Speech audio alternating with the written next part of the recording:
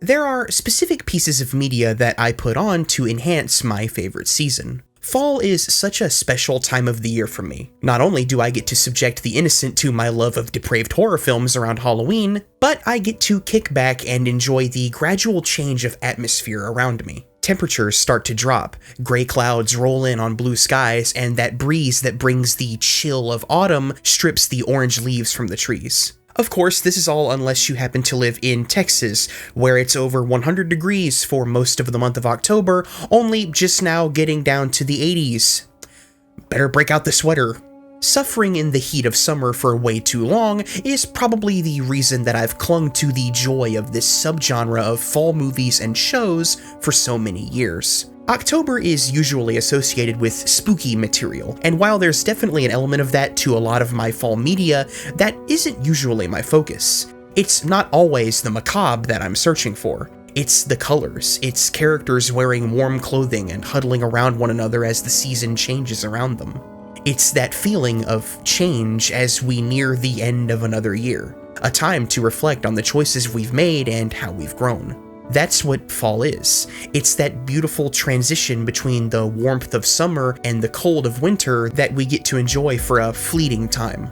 There's a mythology to fall, one that's built around our desire to reflect on changes we went through in our youth. A reflection that takes place during long walks in grand forests, where we can see the seasons change before our very eyes. It's that mythology that I think Patrick McHale wanted to tap into when he created the 2013 animated short film Tome of the Unknown. The short follows two brothers named Wirt and Greg who travel with a talking bird named Beatrice into a forest called the Unknown, where they drive a vegetable car, meet a singing pumpkin man, get attacked by giant crows, set the pumpkin man up with a cabbage woman, and find a giant goose that they then mount and ride off deeper into the forest. The short is gorgeous, with every single shot containing these vibrant images that evoke the majesty of the autumn season. The characters are all charming, funny, and perfectly fit the weird vibe of this mysterious world. A world that can be as fun as it can be treacherous. It was clear to all who watched the short at Cartoon Network that there was something more that could be explored here. And much to the surprise of McHale, who didn't think it would go any further than just this short film, the network ordered a mini-series to go into production. The 10-episode miniseries that ran from November 3rd to November 7th, 2014 would receive acclaim from both audiences and critics, leading to a massive fan following and becoming another example of a fall classic. A series that perfectly encapsulates everything fun, beautiful, sad, and even creepy about the season that inspired it. I myself watched it for the first time this year, and I've been unable to stop thinking about it since. With my favorite time of the year finally upon us, I thought it was a good time to take a look at this modern classic of animation, one that I know I'll be coming back to for many years to come. Let's travel into the unknown for a little bit, and talk about Over the Garden Wall.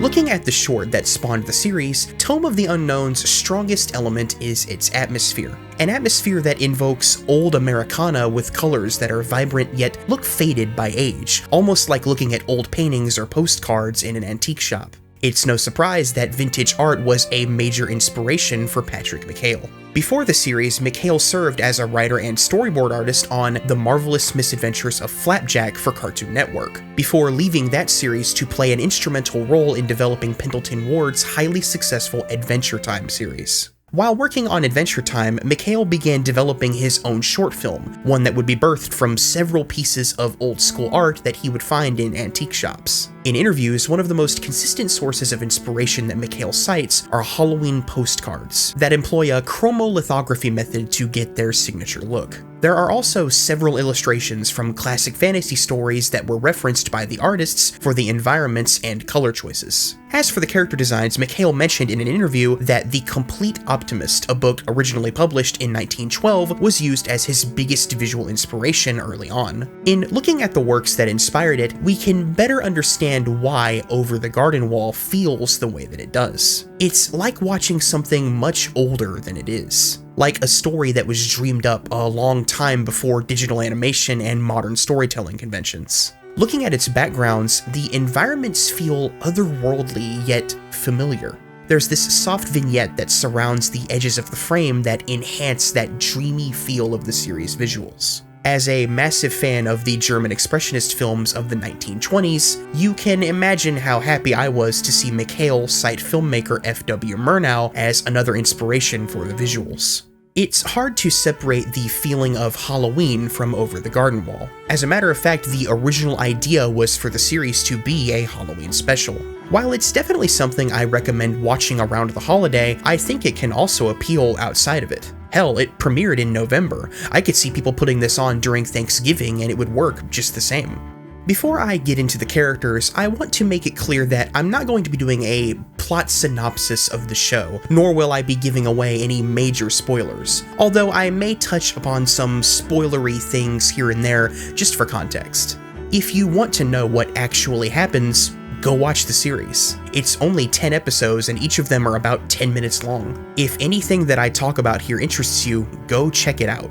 At the heart of the series are our trio of main characters, with the main focus of the series centering on the half-brothers Greg and Wirt, as they wander deeper and deeper into the forest of the unknown, searching for their way back home. What defines these two are their reactions to the different things around them, and how they both grow from their experience. Wirt is the oldest of the two, as well as the most doubtful and cautious. When confronted with a situation, he's usually the one that takes things the most seriously. This guy sounds loony. Maybe we should make a break for it, if we can.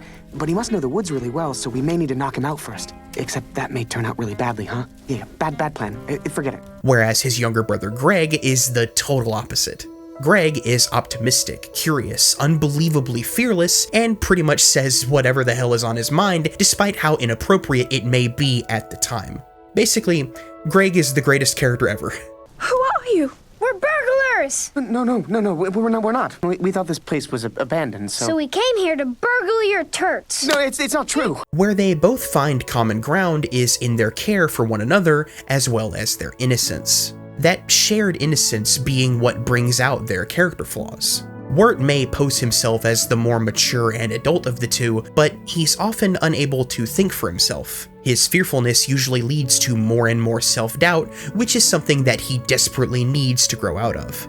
Greg, on the other hand, isn't fearless because he's brave necessarily. It's because he just hasn't yet realized how dire their situation actually is. His naivete is what tends to get the two into more trouble, but can also prove to be their salvation. What makes their trek through the unknown so engaging is how they both learn from their journey and from one another. One of the things that I love most about Over the Garden Wall is how it can visually convey so much personality without dialogue, either through the facial expressions or poses of the characters. There's this shot of Wirt and Greg in the first episode where they're crossing this little creek. Wirt stands carefully atop one of these stones, while Greg has no problem getting his feet wet and carrying his new pet frog, a frog whose name constantly changes, by the way. It's such a simple shot, but it says so much about their personalities purely visually. They're joined by a talking bluebird named Beatrice, who has her own reasons for joining them that are revealed a little further down the road. For most of the series, Beatrice acts as a character that Wirt can open up to, after they're done bickering, of course. She shares a lot in common with him, as they both feel responsibility toward their families and for the predicaments that they're in. Beatrice also acts as a sort of physical representation of a recurring theme throughout the series, that nothing in the unknown is as it seems. The inhabitants of this fantastical, mysterious world are actually more friendly than harmful, but there's always something more to them beneath the surface. With every new being they interact with, it's always a coin toss as to whether they'll be friendly or harmful. The cryptic dialogue definitely helps to back that up. Say, aren't you a little too early? What do you mean? I mean, it doesn't seem like you're ready to join us just yet. No, I'm just passing through. Folks don't tend to pass through Pottsfield. Some, like Beatrice, ultimately end up being kind, just carrying a few secrets, and others' intentions aren't made clear immediately. The woodsman, whom they meet in the first episode, is another prominent character in the series, and like Beatrice, is one that appears pretty regularly. He seems to be helpful to the boys, but he also seems a little off. You get the feeling that there's a sadness that he's burying behind a wall of menace. The group finds it hard to trust him, and so do we. This recurring idea of characters teetering the line between friend and foe is what adds to the style of Over the Garden Wall. Everything in this world can be truly beautiful, but also has this edge to it. Even the outright peaceful characters that our trio interacts with sometimes behave in this uneasy manner, like being in the unknown has eroded some of their sanity. Not every single character in this show is nice, and the threats that our heroes face are genuinely threatening. There's never a sense that our characters will make it out okay just because they're kids. The creatures that Greg and Wirt have to battle or outsmart are foreboding presences that could kill them. The show never goes too far in showing actual death and violence, but it makes it very clear that said outcomes are very, very possible and have happened before. Even though it can at times seem like a nightmare, there's a dreamy quality to the world of the unknown. It's a place that, at its best, is magical, warm, comforting, and a ton of fun. And I think a lot of why I fell in love with this world so much is because the characters treat it with such sincerity. Greg and Wirt, despite obviously being out of their element, don't spend too much time trying to understand where they are. They pretty quickly just accept it, and they do it in a way that feels respectful to the audience. There's this trend in current entertainment, especially in adaptations, where the characters like to be nauseatingly self-aware about just how absurd the elements of the world they traverse happen to be. Writers think they're being clever by giving their characters dialogue that spends less time being invested in the world and more time pointing out how stupid it is. Sometimes showing an outright disrespect for the source material they're inspired by or adapting. Over the Garden Wall works because Over the Garden Wall is sincere. Wirt and Greg rarely try to apply logic to a world where there's a ferry run by frogs, a school attended by animal children, or a village of people with pumpkin heads. The story benefits from this approach, one very similar to the films of Hayao Miyazaki. A fantastical world existing doesn't need to be thoroughly explained or made into a joke by writers who want to feel clever. We become invested in the individual stories of these creatures because Greg and Wirt do. That's not to say there isn't the occasional line that pokes fun at certain storytelling tropes, but those lines actually work because they're so infrequent and were never at the expense of the world itself. They actually got pretty good laughs out of me. It just goes to show you stuff. Now I have a plan to What helps to make these characters, some appearing only in single episodes, feel so fleshed out is the series' stellar voice cast. Elijah Wood provides the voice of Wirt, with Greg voiced by Colin Dean. These two are just wonderful together. A lot of times in media, conflict between siblings can get kind of annoying, but these two deliver their lines in a way that doesn't ever feel like they wouldn't get along. Elijah Wood is pretty much perfect casting for characters like Wirt, and some of my favorite scenes come from him and Melanie Lynskey's Beatrice just talking. Lynskey's wit and sarcasm clashing with Wood perfectly. Their bickering is as funny as their tender moments are heartwarming. As for the Inhabitants of the Unknown, the amount of character actors they were able to get is just staggering. You've got Christopher Lloyd, John Cleese, Bebe Neuwirth, and freaking Tim Curry, just to name a few. There's also a slew of well-known singers to round out the rest of the cast. This is because the world of Over the Garden Wall is incomplete without its soundtrack. Even though I can't play it for you because of copyright, it needs to be discussed. The music of the series, just like the visuals, evokes an old-school vibe based around 19th and 20th century Americana. The folk band The Blasting Company would compose the musical score for the series, a score that Patrick McHale believed was integral to the creation of the series from the very beginning. It's that final piece of the puzzle that brings all of its nostalgic elements together into a work of art that feels passed down, an antique like those that inspired it. With Elijah Wood even stating in an interview, if this show were a record, it would be played on a phonograph. The music of Over the Garden Wall acts as a sort of siren song, bringing us deeper into its atmosphere. It's mysterious, absolutely beautiful, but at times can be sinister, punctuating the show's darkest elements. The absolute darkest thing to come from this show has its own theme. A song entitled Come Wayward Souls, sung by the main antagonist of Over the Garden Wall. If you've ever gone walking in the woods in the evening, just as the sun starts to set in the sky and the darkness rolls in, you've probably gotten the feeling that you were being watched. The deeper you venture, the closer those sounds of rustling leaves and snapping twigs become behind you. Something is out there, and Over the Garden Wall gives that something an identity. The Beast is the always persistent threat that looms over every episode. The winds carry his song in the night, and other characters fear his power.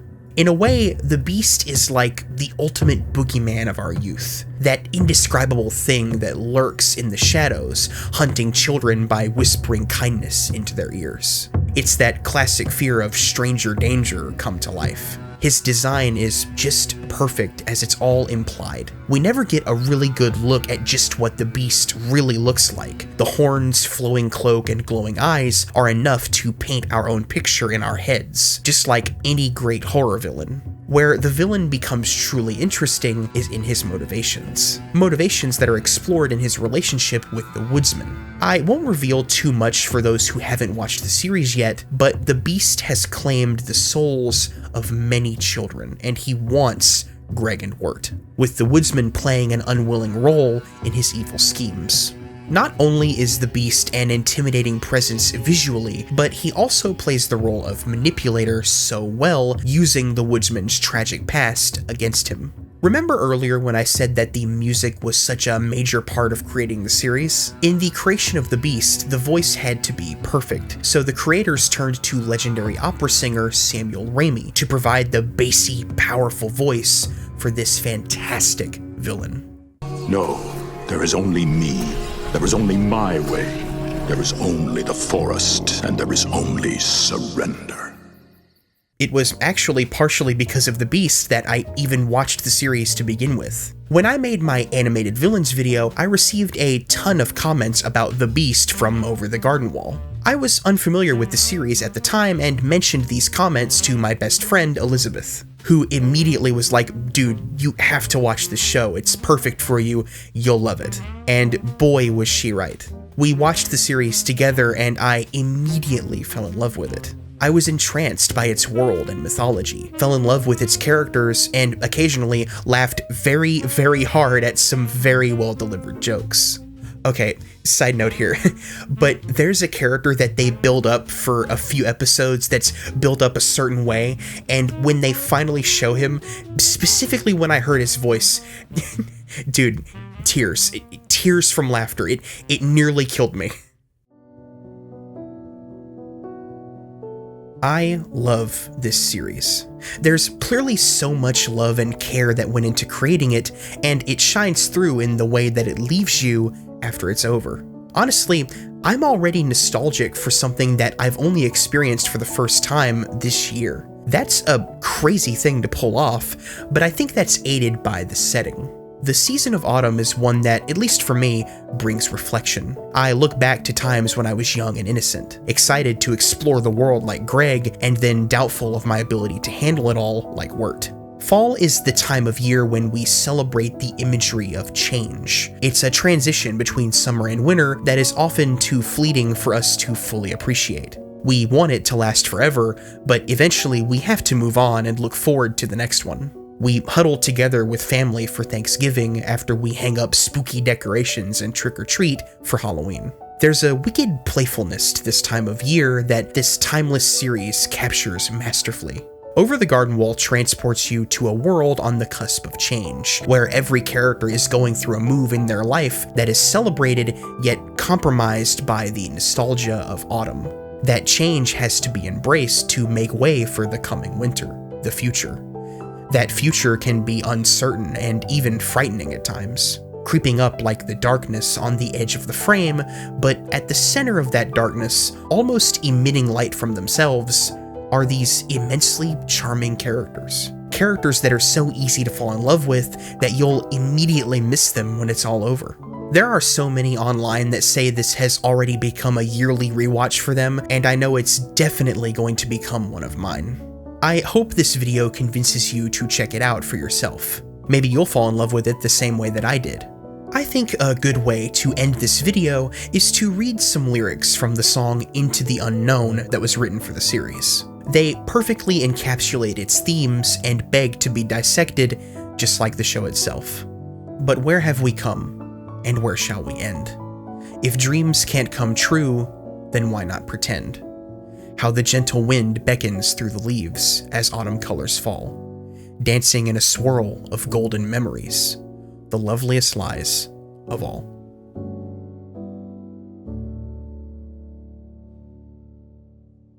I want to give a shout out to my best friend Elizabeth, who got me into this amazing series. Not only does she have great taste in animated shows, but she's also super talented and actually drew the thumbnail for this video for me. You're the best, Elizabeth. Love you. And thank you so much for watching another one of my videos and continuing to support the channel. I'll have another video ready for you soon, so in the meantime, go watch Over the Garden Wall or any of your other favorite pieces of fall media, and I'll catch you in the next video. Goodbye.